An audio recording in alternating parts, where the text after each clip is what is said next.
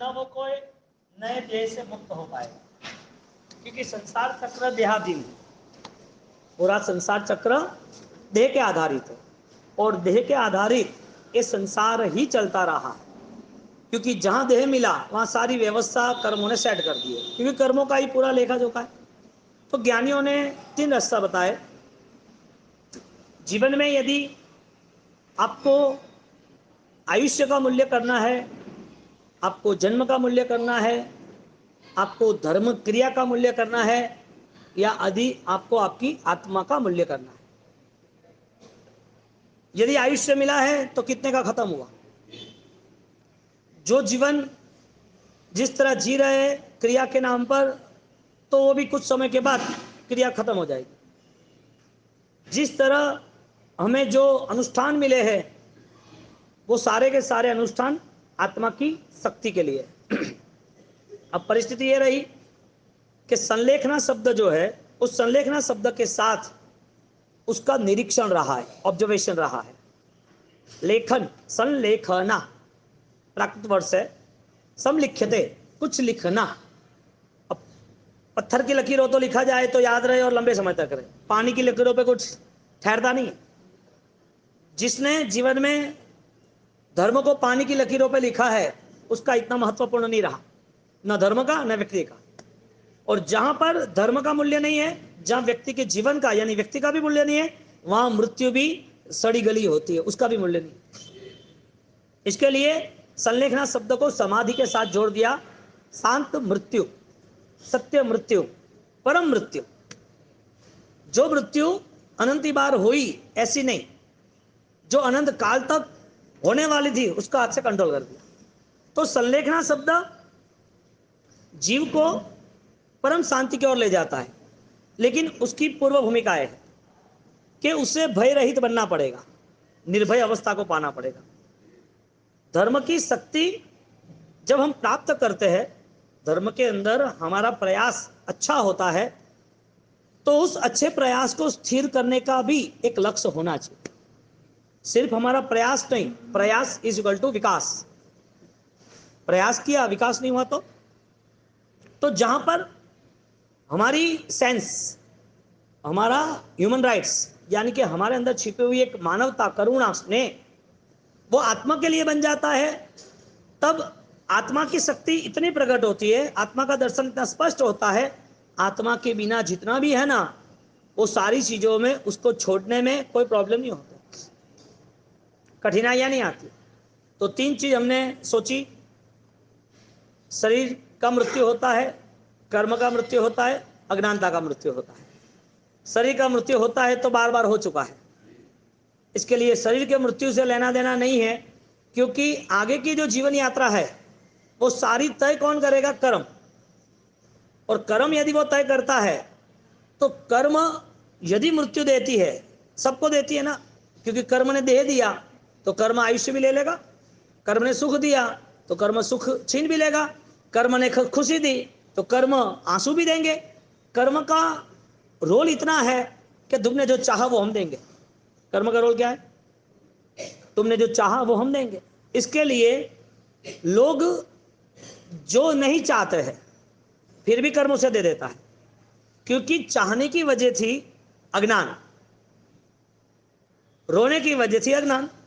तो तीनों स्टेप्स में हम देखे जाए, मृत्यु किसकी? देह की, चाहो या ना चाहो तुम्हारे हाथ में नहीं। कर्मों की तुम्हारे हाथ में है। अज्ञान की वो भी परम है, यानी कि तुम्हारे हाथ में है। इंसान यहां पर ब्लॉक हो गया कि मृत्यु अच्छी होनी चाहिए, चाह उसकी ये है, डिमांड ये है कि शांति से ये जीवन जाना चाहिए, कोई उपाधि नहीं होनी चाहिए, प्रॉब्लम सारे सॉल्व होना चाहिए और जीवन मस्त जीना चाहिए। ये घटनाओं के साथ हम ऐसे जुड़े, हमें सिर्फ सोच में आया, करने में कुछ नहीं आया।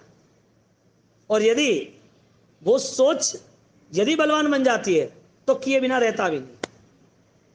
एक बार एक सभा में एक कोई विद्वान पंडित आया होगा, संत आए होंगे, तो संत ने बोला सबको एक साथ कि भाई नरक में किसको जाना है? जिसको जाना है वो खड़े हो जाओ। तो कोई खड़े ना हुआ। ठीक है, दूसरी बार पूछा, स्वर्ग में किसको जाना है? किसको जाना है? खड़े हो जाओ। सब खड़े हो गए। एक आदमी खड़ा नहीं हुआ। एक आदमी खड़ा नहीं हुआ। सबको बिठा दिया। उसको पूछा गया कि भाई तू खड़ा क्यों नहीं हुआ? नरक में नहीं जाना वो तो समझ पड़ा, स्वर्ग में नहीं जाना वो भी समझ पड़ा कि तू खड़ा नहीं हुआ तो नरक में नहीं जाना, स्वर्ग में नहीं करना क्या है? तो उसने बोला, जाना तो स्वर्ग में है, नरक में नहीं जाना, लेकिन अभी नहीं, अभी नहीं जाना है। तो क्यों भाई, तुझे आगे भी जाना है ना? कि तुम कैसी बात कर रहे हो? तुमने बोला कि लो ये बार बस खड़ी है, एक स्वर्ग की टिकट ले लो, अभी निकल जाओ। अभी थोड़ी जाना है किसी को। आप तो हमारी एग्जामिनेशन यानी हमारी टेस्ट कर रहे हो। उसने बताया, अभी तो बहुत कुछ काम बाकी है, बहुत सारी आशाएं, बहुत सारे सपने, बहुत सारी सेटिंग बाकी है, अभी थोड़ी जाना है, काम बाकी है बहुत सारा। हमारे जीवन में यही घटना घटती है। हमारी आशा खत्म नहीं होती है, निराशाओं में ही रहते हैं, और जब कुछ करना है तो हमारे अनुकूल हो ऐसा करना है। जो जीवन में गलत रास्ते पे हमारी यात्रा चल रही है, तो जिस जीवन में आशाएं बंधन हो, आशा का ही बंधन हो, और वो आशा निराशा ही लाने वाली हो, ऐसी आशा, ऐसी इच्छा, ऐसी भावनाएं, ऐसा कोई लक्ष्य, वो उसे हर पल मृत्यु देती है। शरीर का मृत्यु होता है कि जीवन में अपनी भावनाओं का भी मृत्यु होता है। मृत्यु शरीर का होता है, हाँ, श्वासें चल रही है, बाकी तो जिंदा लाश नहीं है। आईसीयू में जो है, डॉक्टर ने बोल दिया है कि इसका वेंटिलेटर रखना, वेंटिलेटर निकालोगे तो मर जाएगा। तो किसी ने सोचा कि हाँ वेंटिलेटर रखना चाहिए कि भाई अभी राहु काल चल रहा है, 4 दिन जाने दो क्या? तो 4 दिन जो ऑक्सीजन मेंटेन हो रहा है वो जिंदा के लिए कि मुर्दा के लिए? यानी कोई जिंदा लाश हो सकती है, हो सकती है, जिंदा लाश हो सकती है, जिसकी आशाओं भरपूर है, इस जीवन को खत्म होने आया है, इस जीवन के पीछे जन्म जरा मृत्यु पड़े है, इस जीवन में बहुत सारी कठिनाइयां दिख रही है, और इस जीवन में सारे कठिनाई के रास्ते भी दिख रहे हैं, फिर भी मृत्यु के पहले कुछ नहीं करना है उसको। वो मृत्यु का इंतजार समझ रहा है, 50, 60, 70, 80, 90, 100। वो समझ रहा है कि मेरी मृत्यु में पीछे हटा सकता हूं, मेरे पास सारी व्यवस्था है, संसार ने सारी व्यवस्था दे रखी है। रोगो जराया मुच्चो तिन्नी जनाणु लगा। यहां पर रोग, जन्म और मृत्यु, रोगो जरा या मच्चु यानी मृत्यु, तिन्नी जनाणु रंगा। तुम्हारे पीछे तुम्हारी छांव हो ना हो, मृत्यु तुम्हें पकड़ लेगा। कहने का मतलब क्या? अंधेरे में छांव नहीं दिखती है, उजाले में दिखती है। जो साया, जो छांव, आपकी बॉडी का जो साया है वो अंधेरे में नहीं होता है, बाकी है सही, वो आपका पीछा ही कर रहा है। आपको लगेगा कि मेरी जो छाया है, मेरी जो परछाई है वो मेरे साथ है, नहीं, रोग, मृत्यु वो सब पीछे पड़े हैं। हमारे साथ एक ही चीज छोड़ी जुड़ी है, तिन्नी जनाणु लग्गा रोगो जराया मच्चू। और ज्ञानी कहते काल रहट्टम भवाडंती। ये काल है ना, काल चक्र, वो सबको परिभ्रमण में ले जा रहा है, 1 बाय 1, एक एक सर्कल आपको पास कर रहे हैं। 84 चक्कर, क्या बोलते हैं उसको? 84 चक्कर किसके? आत्मा के देह के। हाँ, आत्मा के देह के। आत्मा का 84 चक्कर है तो आत्मा का मोक्ष नहीं। बात यह चल रही है कि देह बदलने वाले, कर्म नहीं बदला तो भी, और कर्म के कारण ही सारे देह का डेवलपमेंट है, देह का क्रिएशन है। Is the not a God creation. भगवान यदि ये सब कुछ बनाते ही है तो फिर ये सुख दुख भगवान बनाने वाले। भगवान आलम्बन है, एक निमित्त है, एक सपोर्ट है कि ये जो कंडीशन में जिसने लाइफ मैनेज की है, मानव जीवन मिलने के बाद महामानव की यात्रा जिसने प्रारंभ की है, ऐसे महामानव की जिंदगी जीने वाले ऐसे इंसान भगवान बने हैं। वो भगवान जो अपनी आत्मा को अनादि अनंत के स्थान पे ले गए। अपनी आत्मा को अभी कहीं पर देह धारण नहीं करना है। जन्म किसका? जिसका मृत्यु है उसका। इसके लिए देह धारण तब तक ही है जब तक उसे संसार में रहना है। यहां यदा यदा धर्मस्य ग्लानिर्भवतु भारत अभ्युत्थानस्, ये यहां गीता की बात आती नहीं है। वहां समझने वाले गलत रहे। भगवान एक दिव्यता है और वो दिव्यता का जन्म स्वयं में है। हम सोचते हैं गीता का श्लोक है, यदा यदा ही धर्मस्य ग्लानिर्भवतु भारत, जब धर्म की आराधना होगी, जब धर्म अंतिम समय पर ऑक्सीजन पे आ जाएगा, जब धर्म की मृत्यु होने वाली हो, धर्म जब बेपना यानी कि धर्म ऑलरेडी गलत तरीके से लोग ट्रीट करते होंगे, भयंकर पाप बढ़ गए होंगे, तब मेरा जन्म होगा। जन्म किसका होगा? ईश्वर का या ऐश्वर्य का? प्रभु का या पवित्रता का? जन्म किसका होता है? एक आत्मा की शक्ति यानी कि कर्म परिवर्तन की शक्ति जब आती है तो देह मायने नहीं रखती है। तो शरीर जिसको मिला है और शरीर के साथ जो साइकिल चक्र जिसको मिला है, वो चक्र का सराउंडिंग वो चलता ही रहा, तो शरीर की मृत्यु तुम्हारे हाथ में नहीं है, शरीर का बचाव भी तुम्हारे हाथ में नहीं है, शरीर के रोग भी तुम्हारे हाथ में नहीं है। अब ये शरीर का इतना सारा बदलाव है, तो जो कर्म के उदय से मान अपमान जस अपजस इज्जत बेइज्जत ये सारी चीजें तो बहुत दूर की है, बहुत दूर की है। कोई आदमी बोले कि भाई ऐसा हुआ है एक बार, जो अज्ञानी है उसके आंसर बहुत गजब के होते हैं, क्योंकि उसका माइंडसेट ऐसा ही होता है। उसको बोला कि अभी मरना तो है सबको, तो मरने के पहले कोई अच्छी आराधना कर लो तो अच्छी बात है, फिर क्या करोगे आप, मृत्यु के पहले कुछ कर लो तो अच्छी बात है। तो क्या इसमें क्या करा? मौत भी एक धर्म ही है ना। क्या बोले अज्ञानी का वाक्य, मौत भी एक धर्म है ना। तो कैसे, जब हम मरेंगे तब कैसे जलेंगे? ये तो जिंदा तो जलते नहीं ना, तो वो जलना भी एक साधना है कि क्या? अरे थारी आत्मा तो नहीं है बटेका, नहीं साधना है। शरीर से किया हुआ धर्म, शरीर से जुड़ी हुई सारी जीवन यात्रा, वो हमें पता नहीं है कि हमें कौन से रास्ते ले जाएगी, लेकिन definitely religion is the responsibility. धर्म जवाबदारी लेता है कि मैं आपको दुर्गति में नहीं जाने दूंगा, दुर्बुद्धि में नहीं रहने दूंगा। इसके लिए शरीर से आगे का जो धर्म बना वो कर्म क्षय का बना, कर्म परिवर्तन का बना। तो जो शरीर के ऊपर जो प्रोसेस होती है वो सब काल चक्रों में, पहले आ रहे दूसरे आ रहे तीसरे, कॉमन है।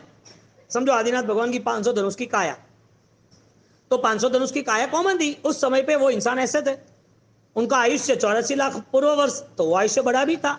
तो उस समय में सारी पृथ्वी पर, सृष्टि पर उस माप के सारी चीजें जो भी थी वो डेवलप हो रही थी। पांचवा आ रहा है तो यहाँ पर highest 6 foot 7 foot 8 foot, generally 99.99% वो नॉर्मल सिस्टम बता दी। छठा आ रहा है तो वो भी नॉर्मल सिस्टम बता दी कि भाई 1 फुट का शरीर होगा, इतना 16 साल कम से कम, यानी 20 बता, लेकिन 16 साल की आयुष्य में मरना होगा, एसिड की बारिश, अग्निवर्षा होगी। तो ये आरा का जो स्वरूप है, जो टाइम ट्रैवल है, हाँ, जो साइकिल है इस काल चक्र की, उसमें हमारे जन्म मरण होते रहेंगे। तो जन्म 84 लाख आयुष्य जब आदिनाथ भगवान का था, तब हमारा भी आयुष्य हुआ होगा, तब हमने जो देह धारण किया होगा। इंपॉर्टेंस यहाँ यह है कि देह के वियोग के साथ धर्म का वियोग है कि धर्म का संयोग है? देह के वियोग के साथ कर्म का संयोग है कि कर्म का वियोग है? देह छूट जा रहा है, कर्म छूटे कि नहीं छूटे? देह की मृत्यु हो रही है, कर्म की मृत्यु हो रही है कि नहीं हो रही? संलेखना किसे कहेंगे? जहां पर आप अपनी आत्मा का और शरीर का आप कोई डिफरेंस, भेद कर सकते हो, और उसके लिए पूर्व भूमिका है, मृत्यु के पहले आपको निर्भय बनना पड़ेगा। तो योग के प्रवेश में योग दृष्टि समुच्चय एक योग का विकास है। तो पतंजलि योग आता है ना, जिसने 5000 साल पहले बनाया, ऐसे हमारे केवल ज्ञानियों ने ये पूरा आध्यात्मिक क्षेत्र इतना विकसित किया, जिसमें ऑलरेडी अलग अलग प्रकार के योगों की बात की, जिसमें 8 दृष्टि बताई।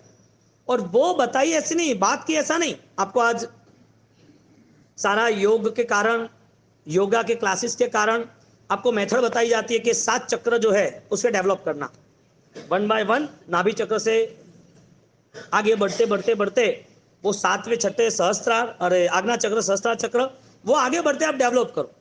तो ये सारी चीजें एक व्यवहारिक शारीरिक योग की है, शारीरिक योग की।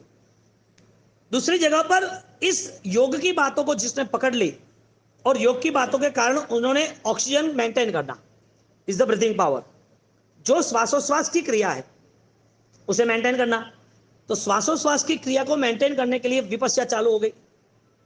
विपस्या के क्लास बहुत है इस यहाँ पर, वर्ल्ड लेवल पे बहुत सारा चला। ये बौद्धिज्म की पूरी एक व्यवहारिक क्रिया थी। वो भी कह रहे हैं ये धर्म नहीं है, लेकिन अलग अलग अलग जगह पर अलग अलग चीजें शरीर के माध्यम से शांति के लिए, जीवन को सुकून मिले, इसके लिए चल रही है। इसी तरह योग का पूरा एक साइकिल चला, योग का एक टाइम चला। और सब लोग योग में जुड़ गए। और आज भी योग का प्रभाव है। ज्ञानी कहते हैं, शास्त्रकार कहते हैं, योग जो है आपके पास त्रिवेण त्रिदंड विरयाणम, मन योग, वचन योग, काय योग। काय योग शरीर, मन योग, वचन योग बोलना, ये तीनों योग है। अब शरीर के योग के आगे की बात जैन दर्शन करता है। अन्य दर्शनों में अन्य जो दुनिया है, अन्य जो धर्म की बातें है, या अन्य कोई व्यवहारिक शारीरिक क्षमता की बातें है, तो पातंजलि योग है तो 5000 साल बोले। लेकिन हमारे यहाँ शारीरिक क्षमता को बढ़ाते बढ़ाते आध्यात्मिक सत्ता में, आध्यात्मिक में कैसे प्रवेश करना, शारीरिक कैपेसिटी, आध्यात्मिक कैपेसिटी, शरीर की क्षमता के लिए हमारे यहाँ त्याग बताए, क्रिया बताई, अनुष्ठान बताया, नौकाशी बताई, चौविहार बताए, द्रव्य त्याग बताए, कष्ट सहन करने की सिस्टम बताई कि भाई आप कष्ट सहन करो।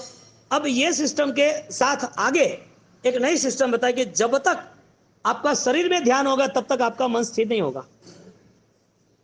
शरीर से रिलेटिव जुड़ा हुआ जो संसार है उसमें ध्यान होगा तो आप अपने मन को स्थिर नहीं कर पाओगे। इसके लिए शरीर बीमार नहीं होना चाहिए, स्वस्थ होना चाहिए। शरीर तब त्याग में जुड़ा है तो मन के साथ, एकाग्रता के साथ जुड़ना चाहिए। शरीर यदि ध्यान कर रहा है, कोई मेडिटेशन कर रहा है, तो उसके पास मंत्रचार है, ध्यान कर रहा है, वो मंत्र बोल रहा है, तो शरीर की कैपेसिटी चाहिए ना बैठने की। तो शरीर की कैपेसिटी बैठने की है, लेकिन एकाग्रता के साथ हुआ तो वो शरीर लंबे समय तक साथ देगा। तो शरीर जो है वो मृत्यु के पहले साथ देना चाहिए, मूल बात यह है। तो मृत्यु के पहले जो शरीर साथ देता है तो उसकी काया यदि निरोगी है, उसको कोई दर्द नहीं है, अच्छी तरह जीवन जिया है, तो उस काया के अंदर रोग ना होने के कारण वो 90, 85, 100 साल की उम्र में भी ऑलरेडी उनकी मृत्यु नॉर्मल होती है। बॉडी लेवल की बात चल रही है, शरीर की मृत्यु की बात। तो सारी दुनिया यही चाहती है, सारी दुनिया, कि भाई जीवन तो अच्छा ही जीना है, जीवन में सुख तो होने चाहिए, जीवन में साधन तो होने ही चाहिए, ये जीवन में जो आवश्यक है, जो जिम्मेदारी निभानी है वो तो करना ही चाहिए। इसके लिए 60-70 साल होते हैं ना तो ऐसा समझते हैं कि हमारी जिम्मेदारी होगी। हमने हमारी फैमिली के जो 2-4 प्रसंग करने थे, बच्चों को दुकान करानी, शादी करानी, घर दिलाना, वो हो गया। 60-70 साल वो ऐसे समझते कि हमने अच्छा जीवन जिया, हमारा कर्तव्य निभाया, हमने बहू बहन बेटियां जो भी था उसके लिए जो करना था वो सब कर लिया। ये मेंटालिटी ऑलरेडी सब लोगों की है, नॉर्मल। अब शरीर की मृत्यु होगी तब आपके पास क्या? आपके पास जो था वो तो संसार में आपने दिया, बहन को दिया, बेटियों को दिया, बेटे को दिया, समाज को दिया, आपने दिया, बहुत कुछ दिया। अब आपको जब यहां से शरीर छोड़ना है तो शरीर कैसे छोड़ना है? शरीर छोड़ने के पहले आपके पास ऑलरेडी मॉरल क्या है, और जो शरीर छूट जाए उसके बाद, पहले और बाद में और सेंटर में, तीनों टेंस, तीनों टाइम में आपके पास क्या मूवमेंट है? संलेखना शब्द, उसके अंदर समाधि भाव बताए, और समाधि भाव में जो वर्ल्ड लेवल पे योगा चल रहे उसके आगे का स्टेप जैन दर्शन बता रहा है। और जो योगा चल रहे जो फिजिकल मूवमेंट के लिए, वो फिजिकल मूवमेंट से आगे एक स्पिरिचुअल मूवमेंट जो आती है, आध्यात्मिक शक्तियां, उसके विकास के लिए बताया। अब हमें कुछ भी करना है ना तो हमें उस लेवल तक जाना पड़ेगा, उस लेवल पर जाना पड़ेगा। तो योग में क्रिया का तोड़ मरोड़, श्वासोश्वास के लिए कोई सेटअप, बैलेंसिंग, सूर्य नाड़ी, चंद्र नाड़ी वगैरह का। और आगे गए तो हमारी बात यह आई कि हम कितने हमारे जीवन में पॉजिटिव गुणवान बन सकते हैं। इसके लिए मृत्यु के समय पर कौन साथ देगा? शरीर साथ देगा। समाधि के समय पर कौन साथ देगा? मृत्यु। इसका नाम यही है कि वो देह छोड़ना है। देह छोड़ने की जो प्रक्रिया है उसके ज्ञानियों ने समय पे बताइए, समय पे, एक समय से 4 समय, कितना? इस बॉडी में से जो आत्मा निकल रही है, जो चेतनाएं निकल रही है, उसमें एक समय से 4 समय। समय किसे कहते हैं? सेकंड को समय नहीं कहते, nano second, nano second, nano second. यानी कि एक ही आंख के पलकारे में एक ही वाइब्रेट होती है जब ये आंख, तब उसके अंदर असंख्य समय चले जाते हैं। ये इंफॉर्मेशन इसके लिए कि कल तुम्हारे सामने कोई दूसरी बात आए तो आपको पता चले कि जैन दर्शन इतना महान है। जैन दर्शन की ज्योग्राफी लवण समुद्र तक है। ये पृथ्वी 1 लाख योजन तक की है, मेरू 1 लाख योजन तक का है। आपको लगे कि जहाँ गिरिराज पालीताना है ना, उसके ऊपर सिद्धशिला 1 लाख योजन पर है, तो वहां पर जो दैवी शक्तियां जो इंक्लूडिंग हो रही है, पार्श्वनाथ भगवान शंखेश्वरा, नेमिनाथ भगवान गिरनार, तो ये सारी चीजें ऑलरेडी कनेक्ट देम, वहां पर कनेक्ट हो रही है। तो वहां जाने की वजह है। तो कल दूसरी बात है, सुन के आपको प्रभावित होने का काम नहीं, क्योंकि मृत्यु के समय पर जब 1 से 4 समय में आत्मा दूसरी जगह चली जाती है, दूसरी जगह उसका जन्म हो ही जाता है, या तो फिर सीधा शैलेशी करके मोक्ष में जाना है। तो जो मृत्यु होती है उस समय की मूवमेंट जो है, परिवार को क्या लगता है, ध्यान से सुनना, मेडिकल क्या कहती है कि भाई उनकी अभी मौत हो गई। मौत हो गई तो बॉडी के ऑर्गन्स क्यों डेवलप है, यानी कि क्यों लाइव है, जिंदा क्यों है? किडनी है, उनके ब्लड्स वगैरह है, ब्लड तो नहीं होता है लेकिन किडनी, हार्ट, उनके दूसरे ऑर्गन्स वगैरह वो डोनेट करते हैं ना, तो वो लाइव सच्ची जीवित के जैसे। जीव निकल गया तो जीवित होना चाहिए। तो जीवित होने की वजह, इंफॉर्मेशन जैन दर्शन की यदि हमने सही ढंग से कलेक्ट की ना, माइंड ब्लोइंग, मजा आ जाता है। यहां पर मृत्यु के साथ ये शरीर के अंदर दूसरे हजारों लाखों करोड़ों की संख्या में जीव है, जिसे आज का science wild cells, red cells कहता है। और जब ठंड लग के बुखार आता है ना, है ना, तो इसका मतलब बॉडी के वाइट सेल्स उसका ऑलरेडी चेंजेस हुआ, वो दूर हो गए, वहां स्पॉट हुआ, अंदर थोड़ा सा वाइट सेल्स के अंदर वो विस्फोट हुआ, वो चेंज हुए, तो उसके हिसाब से धूप यानी कि ठंड लगने लगी और वो बुखार चढ़ने लगा। उसने इंजेक्शन दिया, बुखार रेडी। बुखार आने के बाद बॉडी में कोई चेंजेस हुआ, वेट में कोई चेंजेस हुआ, आप थोड़े फीके पड़ गए और कुछ नहीं, आपको वीकनेस लग रही है। 3 दिन में उसने रेडी कर दिया इंजेक्शन देके। तो बॉडी के जो वाइट सेल्स है, मृत्यु के साथ हमें तप धर्म की आराधना करने, इसके लिए ये सारी सिस्टम आप दिमाग में रखना है कि मेरी जो तपस्या चल रही है, आराधना चल रही है, उसमें ये सारी माइंड गेम है। विचार ही उसका सबसे बड़ा स्रोत है। शरीर साथ देता नहीं देता, ये सारी चीजें सेकंड थिंग है। फर्स्ट आपका कॉन्फिडेंस लेवल है कि होगा या नहीं होगा, क्यों नहीं होगा, वजह है क्या। तो जब बॉडी के सेल्स विस्फोट होते हैं, हाँ, तो ठंड लगती है, वो काउंट करते हैं, जितना वो मजबूत होता है इतना वो स्पीडी होता है, फाइटर बनता है। इसके लिए जो व्हाइट सेल्स है उसे रेजिस्टेंस पावर कहते हैं। बॉडी के व्हाइट सेल्स को रेजिस्टेंस पावर कहते हैं। अब वो रेजिस्टेंस पावर वो ऑलरेडी उसकी ऊर्जा में ट्रांसफर होता है। अब आपको पता हो, द सीक्रेट एक बुक आती है, उसने पूरा माइंड लेवल का पूरा उसने वर्णन किया है ऑलरेडी। हो वो अमेरिकन है, लेकिन मन के ऊपर प्रयोग हुए ना तो 40 दिन बुखार रहा। कितने दिन, कितने दिन, क्यों बुखार रहा? उसको जिंदा रहना था। इसके लिए वो समुद्र का यदि पानी पीता तो खारा पानी बॉडी को मेंटेन नहीं होता, और खार के हिसाब से सब सूखा जाता है, तो 3 दिन में मर जाता।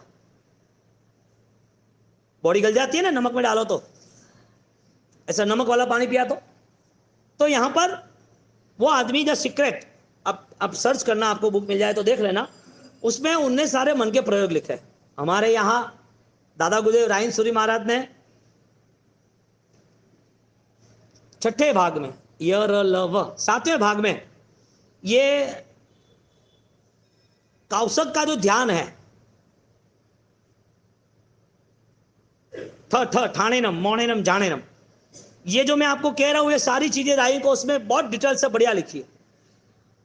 मोणेनम मन के जो प्रयोग है वो, क्योंकि हमारे यहाँ मन के सारे प्रयोग है, तो आपने किसी ने दंडक पढ़ा हो तो उसमें सारी डिटेल्स आती है, लेकिन पढ़ने का यदि तरीका होता तो वो क्लियर होता।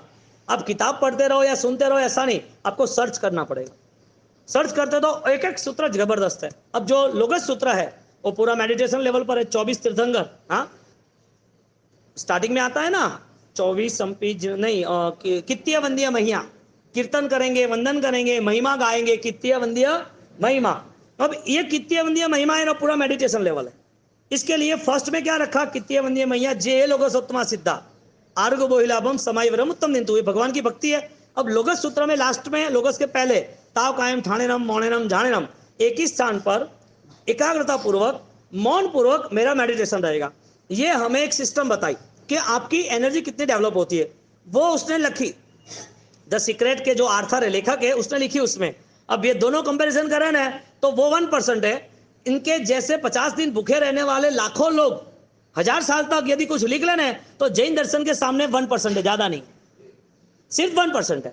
तो जहां पर अन्नत सूत्र और उसका कमिटमेंट है कि मुझे लोगस सूत्र, लोगस का कौशक करना है, वो लोगस का जो ध्यान बन रहा है वो ध्यान फुल एनर्जी है, फुल एनर्जी। वो एनर्जी उसे यहां मिली भूखे रहने से। उसको भूखा रहना पड़ा, भूखा रहना नहीं था, समुद्र में फंस गया, करना क्या? तो 40 दिन तक क्या क्या हुआ उसके मन के प्रयोग। रात को तूफान आया, रात को वो सो गया, कहीं मछली मारने के आई, बड़ा तूफान के साथ उसकी नाव आगे पीछे हो गई, नाव नहीं थी, एक लकड़ा ही जैसा था, लो चलता ही रहा। अब वो पानी पिए तो भी प्रॉब्लम, दूसरा कुछ खाए तो भी प्रॉब्लम। तो 40 दिन तक धूप आ रही है, चांद रात का है, शांत है, तूफान है, भूखा है, प्यासा है, परेशान है, दूर दूर तक आवाज लगाता है, सारी चीजें उसने लिखी है। और लिखने के बाद उसके मन को उसने समझाया। तो मन को जो समझाया ना, वो सारी डिटेल्स उसमें लिखी उसने। मूल बात क्या आती है कि वो आदमी 40 दिन भूखा रहा, तो उसके पास पावर कहां से आया, उसके पास एनर्जी कहां से आई? आप यहां पर कोई व्यक्ति बैठा है, बरोबर, अभी वो व्यक्ति बीमार है या वो व्यक्ति सक्षम यानी हेल्थी है, वो पता कैसे चलेगा? वो हमें किसी को पता नहीं चलेगा। वो चलेगा, गिर गया या तो कुछ कहेगा तो पता चलेगा। हेल्दी है तो उसको, मेरे को 10 दिन की ट्रैवलिंग में जाना है, सारा काम है, मैं भी महाराज साहब को मिलकर जा रहा हूं, तो पता चलता है कि भाई उसको जाना है, हेल्दी है। तो ये सारी चीजों के नाते शरीर में, हमारे बॉडी में जो सेल्स है ना, वाइट सेल्स, उसको यदि खाना नहीं दिया, पानी नहीं दिया, तो वो सारी एनर्जी डेवलप होनी शुरू होती है। इसके लिए जिसकी तपस्या हो रही है वो उनका आज का फोटो ले ले, उसके बाद उसका फोटो 10 दिन के बाद, 20 दिन के, 30 दिन के बाद ले ले। बॉडी में उसको लगेगा कि मेरा 5-6 किलो कम वजन हुआ है या 10 किलो वेट कम हुआ है, ऐसा लगेगा। लेकिन बॉडी में ग्लो कहां से आया? खाया पिया नहीं है तो। तेज कहां से आया? शारीरिक। हमारे यहाँ शास्त्रों में 7 धातु, उसके साथ ओज और तेज, उसका एक डिटेल्स बताया है कि ऐसे ऐसी तरह बॉडी को ऑलरेडी एनर्जेटिक बनाने का प्रयोग आता है।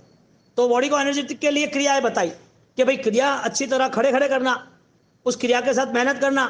तो जिसके पास मेहनत है यानी पसीना है, वो बीमार कम होता है। योगा ने क्या बताया? डॉक्टर ने बताया कि भाई आपको मन की बीमारी, मन की दवाई मत लेना, सुबह 5 बजे चलने लगा। और जो आदमी चलता है उसका हार्ट अच्छा रहा और उसका ब्रेन भी ऑलरेडी अच्छे विचारों में रहता है, चलने वाले को, बैठे रहने वाले को नहीं। तो यहां पर जिसने तपस्या की, उसकी बॉडी में एनर्जी या बॉडी में कोई चेंज कैसे आया? चेंज कैसे आया? वो सोचते हैं कि 5-5 लाख रुपए खर्च कर दिए तो भी ये शरीर में कोई ग्लो आया नहीं, कितने भी ट्रीटमेंट कराई ने, कितने भी ऑलरेडी ब्यूटी पार्लरों में गए, तो फिर ये आया कैसे? और अब ज्यादातर देखना, लेडीज इतनी बीमार नहीं होगी जितने जेंट्स हो गए। क्यों? लेडीज दिन भर 60 साल की उम्र में भी घर का काम करता है, और घर के काम करने के कारण उनके अंदर ऑलरेडी एनर्जी होती, ऑलरेडी एनर्जी होती। नई घर पे बहू आई ना, तो वो बच्चे को नहीं संभाल पाएगी, इतनी सास संभालेगी। तू रह दे, मुँह करोगे, थन थाक लागेगा, आओ का बात हुई। तो जो तप धर्म है, उसने भूखे रह के 40 दिन मेंटेन किए।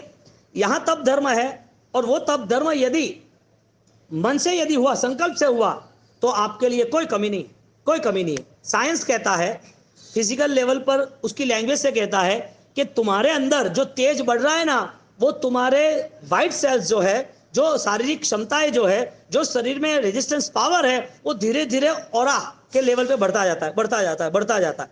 और वो ऑरा लेवल जब बढ़ता है तो तुम्हारी पर्सनालिटी, तुम्हारा ग्लो, तुम्हारा तेज, वो बढ़ता जाता है। क्यों दादा गुरुदेव राजन श्री महाराज का इतना तेज है? वजह क्या?